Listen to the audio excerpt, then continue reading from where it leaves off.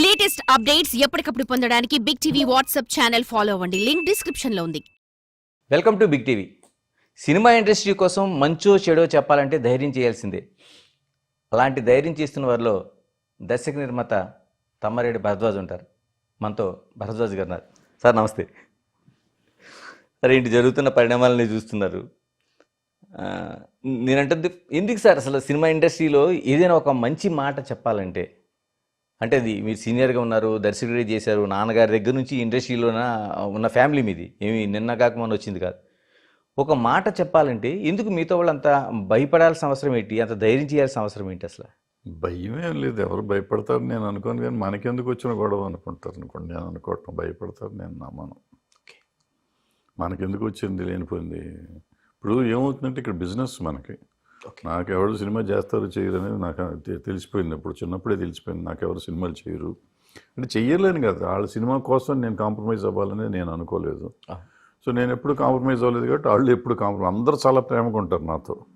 కానీ మీరు చూడండి, నాతో ఎవరో సినిమా చేయలే. డైరెక్టర్లు కానీ హీరోలు కానీ ఎవరు నాతో సినిమాలు చేయరంటే వాళ్ళ వేరియస్ రీజన్స్ అయ్యి. నేను డబ్బులు ఇవ్వనా, ఇస్తాను అందరికీ మొత్తం ఫుల్ అమౌంట్ ఇస్తాను రోజులు కూడా ఉన్నాయి.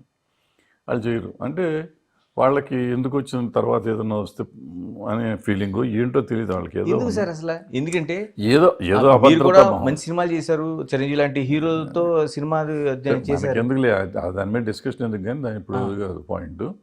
సో నేను లాగానే ఉంటాను, నేను మారను కాబట్టి. సో నేను లాగానే కంటిన్యూ అవుతున్నా. మిగిలిన వాళ్ళకి ఏంటంటే పలానా వాళ్ళతో పని ఉంటుంది మనకి, ఎందుకు ఏది మాట్లాడినా తప్పు అవుతుంది కదా అనేది పాయింట్. అందుకు నేను దానికి చెప్తానికి చెప్పారు తప్ప ఆ డేట్లు ఇవ్వలేదు అనేది బాధ లేదు, నాకు ఇబ్బంది ఏం లేదు. అంటే 50 ఏళ్ళు అయిపోయింది ఆల్మోస్ట్, చూస్తే 40 దాటింది. 40 ఏళ్ళ నుంచి నడిపిస్తాను ఉన్నాం. సో వాళ్ళు సపోర్ట్ చేసినా చేయకపోయినా సపోర్ట్ చేశారు.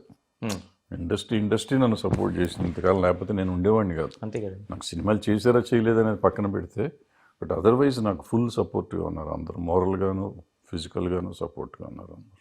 సార్ బెనిఫిషియల్ కావచ్చు, లేకపోతే ప్రీమిషియల్ కావచ్చు, కొత్త ఏమి కాదు, అసలు చాలా కాలం నుంచి నడుస్తుంది. ఇప్పుడు తమ్మారెడ్డి భరద్వాజ్ గారు ఎందుకు పాయింట్అవుట్ చేస్తున్నారు, ఎందుకు దాన్ని ఒక వే కరెక్ట్ కాదని ఎందుకు చెప్పగలుగుతున్నారు? అంటే నేను ఇప్పుడు చెప్పట్లేదు, మొదటి నుంచి చెప్తున్నా. నేను ఎప్పుడూ అసలు మామూలుగా అసలు ఈ లేకుండా బ్లాక్లో అమ్మే రోజుల నుంచి చెప్తున్నా. మిడ్ నైట్ షోలు వేసి బ్లాక్లో అమ్మేవారు టికెట్లు, అప్పుడు నేను చెప్తున్నా ఇది పద్ధతి కాదు, వేయకూడదు. ఎందుకు రేట్లు పెంచుతారు మీరు, ఎందుకు బర్డెన్ చేస్తున్నారు, ఫ్యాన్స్ కదా వచ్చేది, వాళ్ళ మీద బర్డెన్ చేయొచ్చు. నేను దగ్గర 20 సంవత్సరాల నుంచి చెప్తాను ఈ మాట, నేను కొత్తగా చెప్పింది ఏం కాదు. ఇప్పుడు వచ్చేటప్పటికి ఈ గొడవ అయినాక నేను మళ్ళీ చెప్పాను కాబట్టి మళ్ళీ ఇప్పుడు ఇష్యూ చేశారు.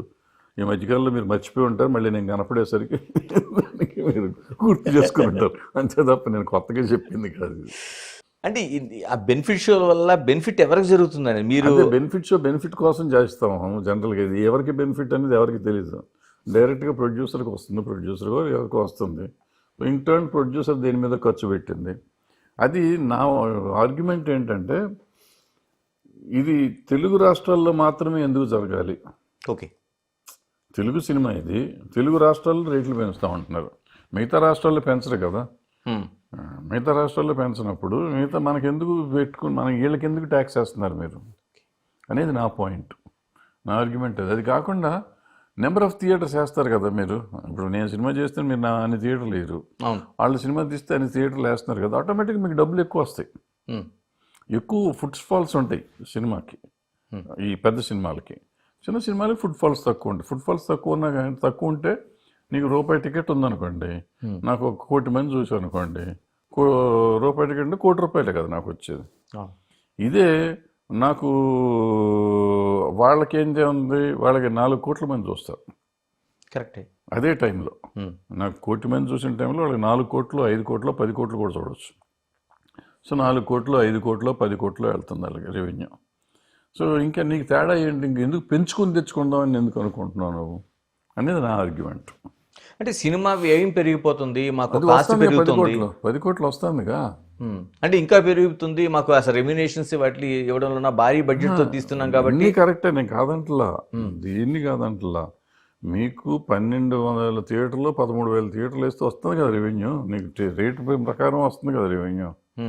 ఈ తెలుగు రాష్ట్రాల్లో పెట్టినందువల్ల మీకు ఎంత తేడా వస్తుంది? 20,000, 20 కోట్ల, 30 కోట్ల, 50 కోట్ల, 100 కోట్ల, మ్యాక్సిమం 100 కోట్లు మ్యాక్సిమం. ఓకే. మ్యాక్సిమం వచ్చేది. 100 కోట్లు తెలుగు రాష్ట్రాల్లో వచ్చింది అంటే అది 1000 కోట్ల పైన చేస్తుంది సినిమా. ఓకే. మీకు 500 కోట్ల మించి మీరు సినిమా జరగదు. హ్మ్. ఈ 100 కోట్లు తీస్తే 900 కోట్లు వస్తుంది. 900 కోట్లు అంటే నీ 500 కోట్ల బదులు 400 కోట్ల లాభం వస్తుందిగా. అవును. ఇంక ఈ 100 కోట్ల కోసం తెలుగు ప్రేక్షకులను ఎందుకు ట్యాక్స్ చేస్తావు అనేది నా పాయింట్. ఓకే. వచ్చే 100 కోట్లే కదా. అవును. 300 కోట్ల ప్రాఫిట్ వస్తే చాలదా? హ్మ్. 400 వస్తే చాలదా? 500 అవ్వాలా రూలా ఏమన్నా ఉందా? ఆ 500 కూడా 100 కోట్లు ఇక్కడ ట్యాక్స్ వేయాలా నువ్వు?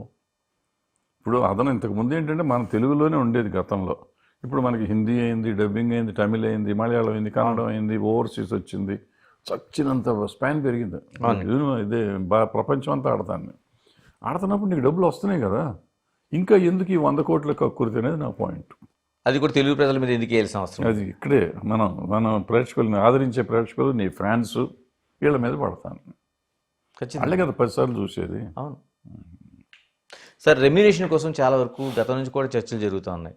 అంటే అది ఒక పోటీలాగా, అంటే తీసుకునేది రెమ్యునేషన్ లాగా కాకుండా వాళ్ళెంత తీసుకున్నారు మేమెంత తీసుకోవాలంత ఒక పోటీ జరుగుతూ ఉంది. తీసుకున్నారు, వాళ్ళ సినిమాలు సేల్ అవుతున్నాయి కాబట్టి తీసుకుంటున్నారు. ఆ తీసుకున్నాక మళ్ళీ దీనికోసం ప్రయత్నం చేయొద్దు అంట నేను. ఓకే. మరి బెనిఫిషియల్ అని దాని జనాన్ని మీద ట్యాక్స్లు వేయొద్దు అంట నేను. తీసుకోండి, నేను అప్పుడైనా ప్రాఫిట్లోనే ఉంటారు కదా. అంటే ఒక రేస్ నేను దాంట్లో 25% ఆఫ్ ది రెవెన్యూ తీసేసుకోండి అంటున్నా. టోటల్ రెవెన్యూ, ప్రాఫిట్లో కాదు, టోటల్ రెవెన్యూలో. ఓకే. ఇప్పుడు 1000 కోట్లు చేసిన అనుకుంటే 250 కోట్లు వచ్చేస్తాను స్ట్రైట్ నీకు. 500 కోట్లు చేసిన 150 కోట్లు స్ట్రైట్ వచ్చేస్తాను. ఇట్లా పెట్టుకోండి. 100 కోట్లు చేస్తే 10 కోట్లు హీరోకి వచ్చేస్తుంది స్ట్రైట్గా. 25 కోట్లు సారీ అట్లా తీసుకోండి, శుభ్రంగా తీసేసుకోరాదా అన్నా నేను. జరిగే పనులు కాదు, ఉచిత సలహాలు పడేస్తాను. మందేమైంది, మంది కాదు కదా. ముడ్డినిది కాదు కాబట్టి కాశీ దాకా దాకమన్నారంట. మనం ఏదైనా చెప్పొచ్చు, వాళ్ళకి తెలుస్తుంది వాళ్ళ కష్టం ఏంటో. అంటే కదా సార్, ఒకప్పుడు 100 రోజులు ఆడిందా, లేకపోతే 200 రోజులు ఆడిందా, 350 రోజులు ఆడిందా అనేది ఒక పెద్ద ఇది ఉండేది. ఇప్పుడు అలా కాకుండా ఎన్ని కోట్ల రూపాయలు రెమ్యునేషన్ తీసుకుంటున్నారు, ఒక రేస్ జరుగుతుంది. ఇది ఇండస్ట్రీలో ఒక ఆరోగ్యకరమైన పోటీలాగా అనుకోవాలా? లేకపోతే కాదని అదే కదా నేను చెప్పింది. నన్ను గోలంతా అదే కదా, నా బాధ అంతా అదే కదా. ఇప్పుడు మనం మంచి సినిమా, ఇప్పుడు రామారావు నాగేశ్వర గారు పోటీలు ఉండేది. ఈయన యాక్ట్ చేసిన సినిమా గొప్పదా, ఆయన యాక్ట్ చేసిన సినిమా గొప్పదా అని ఉండేది.